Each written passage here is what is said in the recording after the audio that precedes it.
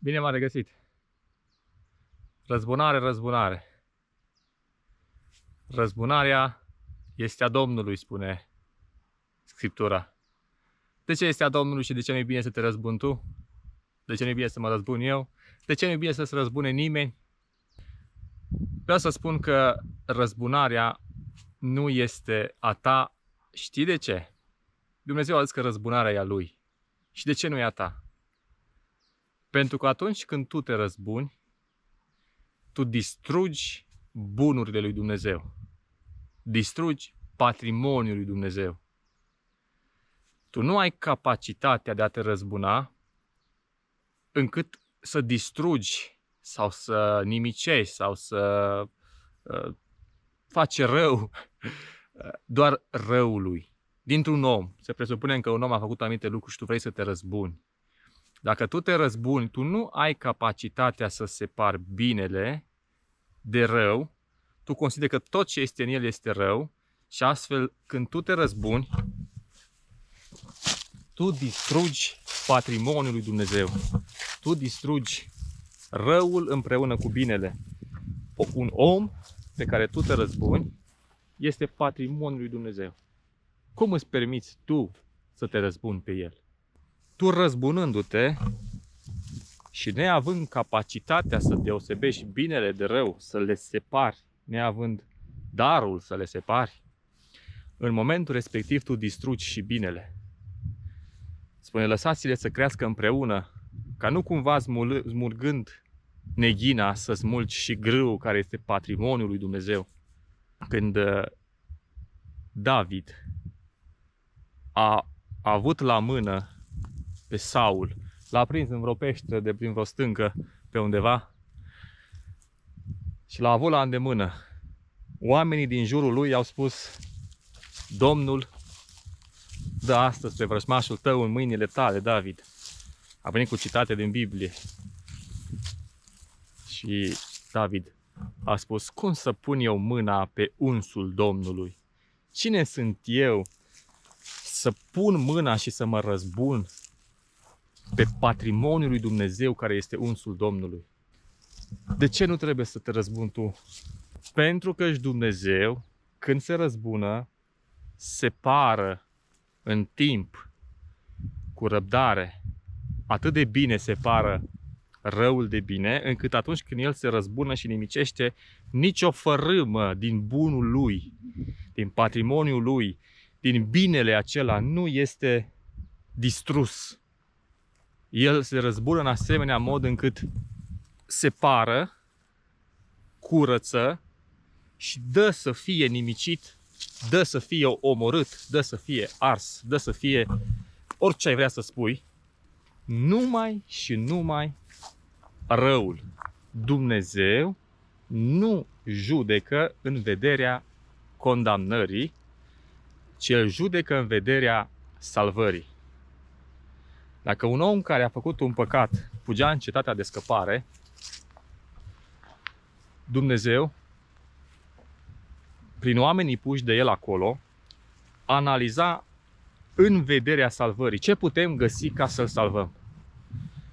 De ce făcea Dumnezeu lucrul ăsta? Pentru că puteai să omori pe cineva din greșeală și răzbunătorul fugea după tine și tu fugeai în cetatea de scăpare și acolo erai protejat. Dar spune textul, dacă cumva l-a omorât cu răutate în inimă și nu ca accident, ci cu gând să facă rău, spune să-l smulgi de la altar, să-l condamni. Iată că Dumnezeu vroia ca acolo în cetatea de scăpare să se facă o justiție foarte minuțioasă, foarte argumentată, să se dovedească dacă omul e vinovat sau a greșit. E un accident. Și la judecata de apoi Dumnezeu judecă în vederea salvării. Judecă să vadă dacă nu cumva găsește ceva, motive să te salveze. Să uită în cartea vieții, să uită dacă ai crezut în Fiul Său. Se uită să vadă, nu găsesc oare ceva să te salvezi. Dumnezeu nu spune, caut toate motivele să te condamn. Mă uit în toate dosarele tale să văd ce aș putea găsi să te trimit, să te distrug, să te nimicesc, să te trimit la o sândă. Nu, Dumnezeul nostru nu se răzbună. Dumnezeul nostru curăță răul din univers, separând perfect binele de rău. Și la judecata de apoi, El caută toate motivele să te salveze. De aceea tu dă-i motive. Și spune, eu dacă nu te găsesc justificat de Iisus Hristos, nu am motiv să te salvez. Nu e drept să te salvezi. Pentru că tu te-ai făcut rob satanei, rob morții, rob păcatului. Tu ești contractat pe viață. Pentru că El va căuta să separe în ani de zile, poate. Și dacă nu separă în ani de zile, va separa la judecată. Dar când tu faci o acțiune de răzbunare, în momentul respectiv, tu distrugi bunurile lui Dumnezeu și nu poți să-ți permiți așa ceva, că-ți faci de lucru cu Creatorul Universului, care El va zice, dăm sângele înapoi, cum ți-ai permis să-mi distrugi bunurile? Răzbunarea nu e a ta, pentru că tu distrugi binele împreună cu răul. Pentru că omul care ți-a făcut rău nu este răul întruchipat, că dacă era întruchipat, Dumnezeu îl lua de mult și îl lichida de mult. Erau oameni, zice că în Vechiul Testament erau mulți, era rău înaintea Domnului și Domnul l-a omorât. Dacă este rău de plin, Dumnezeu îl lichidează, scoate din ecuație. Nu vedea într-un om răul de plin, că nu este. Este bine, sunt motivații, sunt temeri, sunt acțiuni, sunt reflexe pe care omul le-a făcut a ajuns să-ți facă răul care ți l-a făcut. Și dacă tu te răzbuni, tu nimicești toate acele lucruri. Dacă tu într-un comentariu, la un moment dat mă consider pe mine, așa cum văd multe comentarii, un rău întruchipat care știu eu ce face pentru că vrea să clarifice unele neadevăruri care se spun în spațiu online. Dacă tu mă vezi rău întruchipat și te răzbuni printr-un comentariu, te răzbuni printr-o bajocură, te răzbuni printr-o acțiune negativă față de mine, eu, dacă sunt rău întruchipat, Dumnezeu mă va lichida. Dar dacă nu sunt rău întruchipat și am și părți bune în acțiunea care am făcut-o sau care o fac, tu poți să-ți dai seama că te-ai atins de patrimoniul lui Dumnezeu, te-ai atins de bunul lui Dumnezeu, de bunurile Lui. Poate acțiunea care o fac eu acum este un bun al lui Dumnezeu. Este din patrimoniul Lui. Este o slujbă care Dumnezeu m-a pus să o fac. Și eu fac slujba respectivă și tu poate aduci niște comentarii de răzbunare, că ai avut o anumită nevroze și te răzbun pe mine și eu la un moment dat mă opresc din filmat. Mă opresc din toate, zic, bă, m-am săturat de atâta ceartă, de atâta scandal, de atâta oameni răi, mă opresc. Și gata, am închis camera, mă duc acasă, m-am oprit. Tu ești, bă, gata, i-am dat lui ăla peste nas, s-a oprit. Dar tu nu ești sigur că eu sunt rău întruchipat. Și atunci Dumnezeu la un moment dat te bate pe umăr și spune, hei, domnul sau doamna, era patrimoniul meu, era slujirea mea, era acțiunea mea, era bunul meu. Cum ți-ai permis să te răzbuni? Cum ți-ai permis să nimicești o lucrare sau un uns al Domnului? Și atunci ce te faci? Că îți cere sânge înapoi sau îți cere plata înapoi și n-ai de unde să o da. De aceea nu-ți fă de lucru. Nu te complica. Ascultă-mă. Nu te complica cu Dumnezeu să-i răpești vreo unghie sau vreo fărâmă din bunurile Lui. Toate acțiunile tale de răzbunare va produce daune bunurilor Lui. Și îți va cere bănuț cu bănuț înapoi. Plată după plată, ochi cu ochi îți va cere înapoi.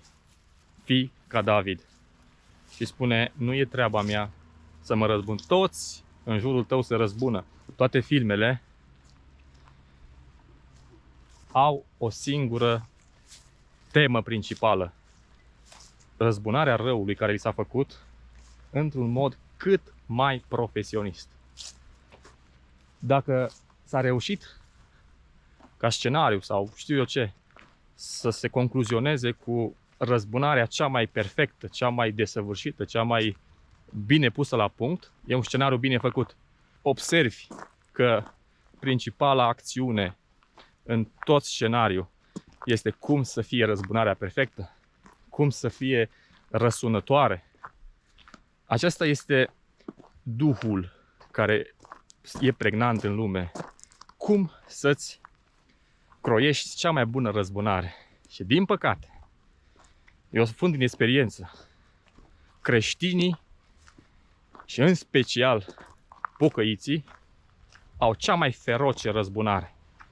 te bagă la cap, te ține minte și te toacă pe viață. Sunt cei mai răzbunători oameni posibili. Și pentru că ei se trag de cerete cu Dumnezeu, ei își permit să atenteze la patrimoniul lui Dumnezeu. Și uitați-vă cum toate scenariile din Duhul Lumii caută răzbunarea. Domnul să arată mâinile tale, spune oamenii lui. Ce cum să mă ating eu de patrimoniul lui Dumnezeu, vezi de treabă. Și n-a mai trecut mult, Dumnezeu a separat lucrurile, a concluzionat, a decretat sentința și a executat-o. Pentru că nu este al tău. Este cumpărat cu un preț. Răzbunare, dulce răzbunare, e o travă amară care îți distruge și viața și veșnicia.